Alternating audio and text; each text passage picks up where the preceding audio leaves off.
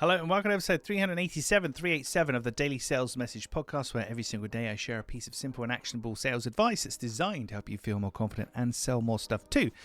Now, following on from yesterday's episode, we're talking about usage of something. If you have a service in particular where you're offering time or units of measure, some kind of consumable, today we're talking about a different element of this, and it's the notion of unlimited. So for me, offering things on an unlimited basis is really attractive because I think most people have a filter within themselves where they don't overextend and take too much and take the mickey, as it were. And the example I always give here is an all-you-can-eat restaurant. If you go to an all-you-can-eat Chinese restaurant, you think, right, I'm going to eat as much as possible. They're going to rue the day they met James Newell. By the time you get in there and you've had like 4 plates, 5 plates of food, you're probably going to be very full, feeling sick, not sure about what else to do. And they kind of know that. There's a natural limit. So even though you could go up and eat as much as you like and keep on going, and that's what you're buying, is that amazing abundance and freedom. That's such an attractive thing. There's a natural limit to these things, except for some people. And that's what we're talking about today. So with some people, when you offer them something unlimited, they will absolutely take the mickey and abuse the system as much as possible. And that's why we do need a fair usage policy, a simple rule on how much people can use.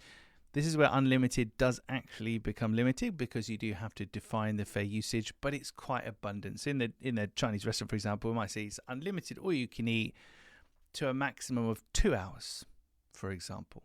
So we're not limiting the quantity of what they can have per se, we're limiting the time limit that they're there. And this is what a lot of those places now do. You've got 2 hours to eat as much as you can.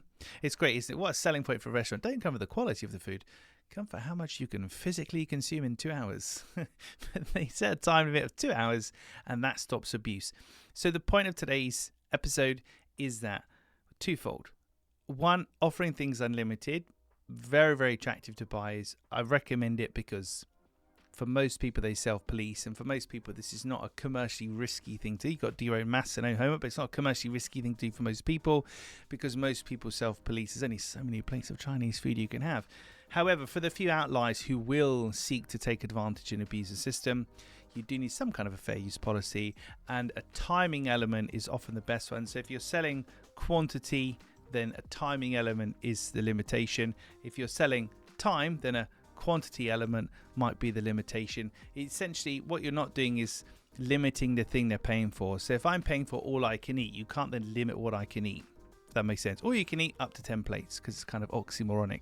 But all you can eat in 2 hours, well, it is still all I can eat, but there's a limitation, but it's not so obvious. Hopefully that makes sense. Right, I'm off to eat some Chinese food now. Thank you for listening. Tomorrow, in episode 388, I want to talk about who and what we focus on in the sales conversations we have, and in the communication in particular that we put out there into the big wide world. I'll see you tomorrow for episode 388 for that. Thank you for listening or watching all the way to the end. I do appreciate it. I'll catch you tomorrow for a less Chinese food related edition of the Daily Sales Message.